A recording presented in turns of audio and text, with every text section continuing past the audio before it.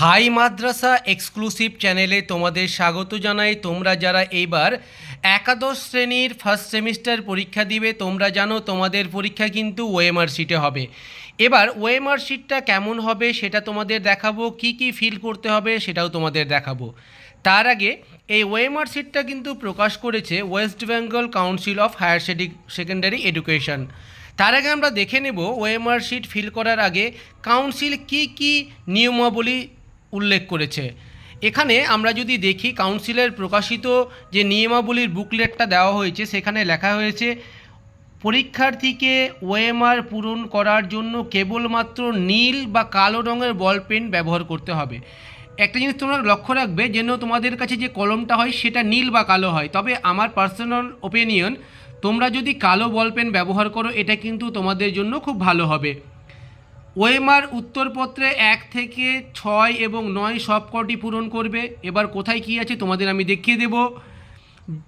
যত্ন সহকারে বৃত্তগুলি ভরাট করতে হবে, পেনের কালি যেন বাইরে না যায়, এই সমস্ত জিনিসগুলো দেখতে হবে।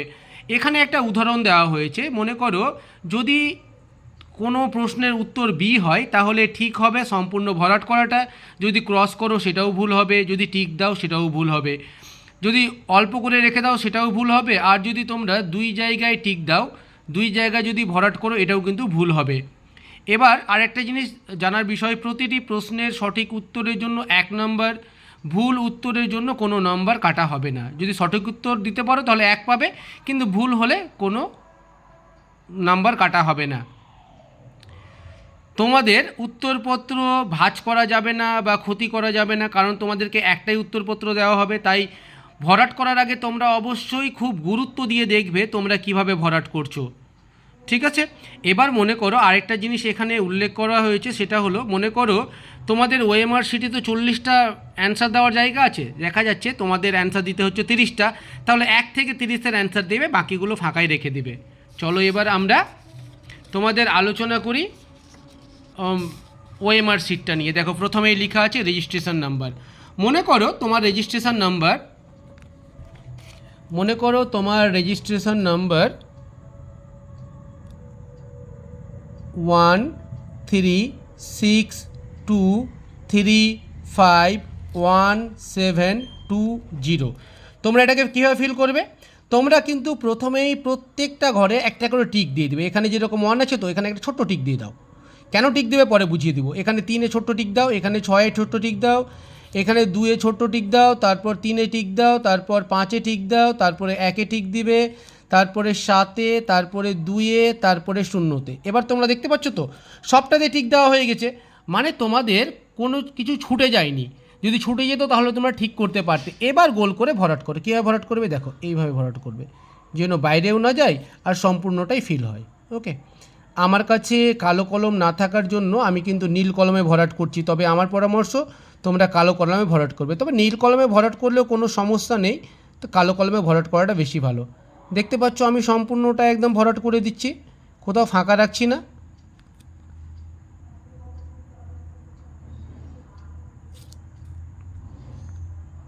এবার 7 2 তারপরে 0 প্রথমেই থাকে। ওকে, এবার রোল আর নাম্বার। তোমাদের যে রেজিস্ট্রেশন সার্টিফিকেট দেওয়া আছে সেখানে কিন্তু রেজিস্ট্রেশন নাম্বার দেওয়া আছে, কিন্তু রোল আর নাম্বার দেওয়া নেই, তাই তো? রোল এবং নাম্বার দেওয়া নেই। তোমরা স্কুল থেকে জেনে নেবে কী করতে হবে। তবে কিছু কিছু স্কুল বলছে তোমরা এখানে সেকশনটা লিখে দিবে। তোমাদের সেকশন, মনে করো সেকশন তোমাদের ডি লিখে দিলে, তোমাদের রোল নাম্বার হচ্ছে 35, এখানে 35 লিখে দিলে, লিখে দিয়ে 3 এবং 5-এ গোল করে দিলে।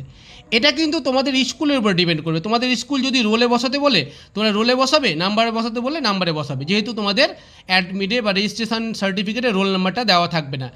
এবার কোশ্চেন বুকলেট সিরিয়াল নাম্বার, যদি কোশ্চেন বুকলেট সিরিয়াল নাম্বার থাকে, না থাকার সম্ভাবনাই বেশি। যদি থাকে তাহলে এখানে সিরিয়াল নাম্বারটা লিখবে, লিখে ফিল করবে। তারপর এখানে কোশ্চেন বুকলেট সেট, এখানেও এটাও না থাকার চান্স বেশি। যদি থাকে তাহলে মনে করো ওয়াই, তাহলে এখানে ওয়াই দিয়ে দিলে, ওয়াই দেওয়ার পরে এটাকে ফিল করে দিলে। ওকে, এবার তোমাদের সাবজেক্ট কোড, এটা কিন্তু খুব ইম্পর্টেন্ট। প্রত্যেকটা সাবজেক্টের জন্য সাবজেক্ট কোড আলাদা আলাদা হয়। কোন সাবজেক্টের কী সাবজেক্ট কোড সেটা আমি তোমাদের বলছি, তোমরা লিখে নাও, খাতা বের করে অবশ্যই লিখে নাও, তাহলে পরীক্ষা হলে গিয়ে সমস্যায় পড়তে হবে না। চলো এবার সাবজেক্ট কোডগুলো তোমাদের দেখাই। First political science POLS, education EDCN। একটা জিনিস লক্ষ্য রাখবে, সাবজেক্ট কোড কিন্তু 4টা ডিজিটের হবে।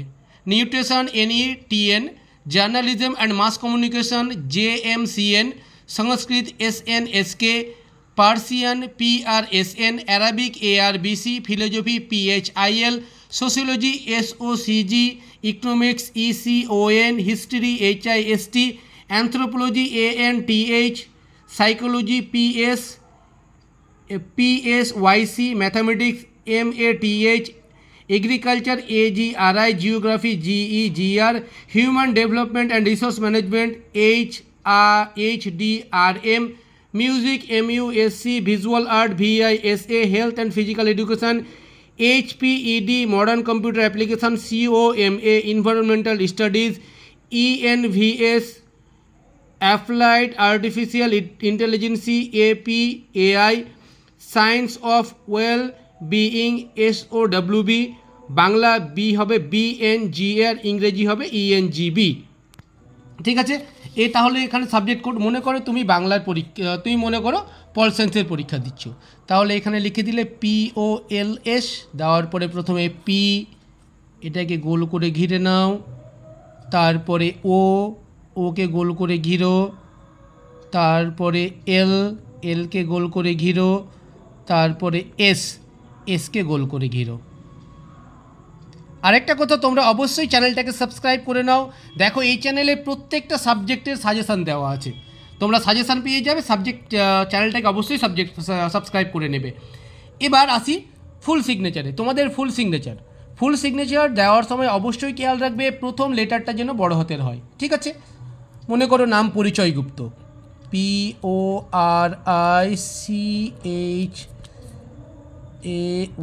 গুপ্তা, GUPTA।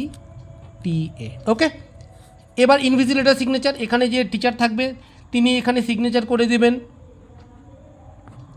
তারপর সেন্টার কোড, প্রত্যেকের আলাদা আলাদা সেন্টার কোড আছে, এটা স্কুল দিয়ে দেবে, তোমাদের দেওয়ার দরকার নেই। সেন্টার কোড দিয়ে দিলে, দেওয়ার পরে এবার চলে আসো অ্যান্সারে। অ্যান্সার দেওয়ার ক্ষেত্রেও তোমরা কিন্তু একটা প্রথমে যেটা অ্যান্সার হবে সেখানে টিক দিবে ছোট্ট। মনে করো 1-এরটা হবে C, দিয়ে দাও টিক।